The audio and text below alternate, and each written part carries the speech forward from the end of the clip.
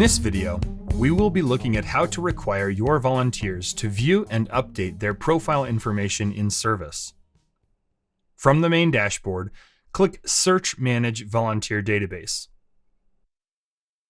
Under Advanced Options, click Find All Active Volunteer Profiles. Under the Volunteer Search Result Listing heading, click the checkbox to select all the volunteers returned in the search. Next, click Bulk Update. At the bottom of the list, check the box next to Require Verification of Volunteer Profile Information.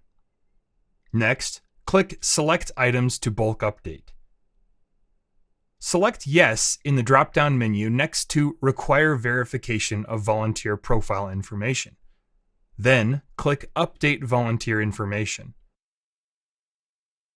You will be asked to verify if you would like to complete this bulk update. Click Yes, Proceed with Bulk Update to complete the action.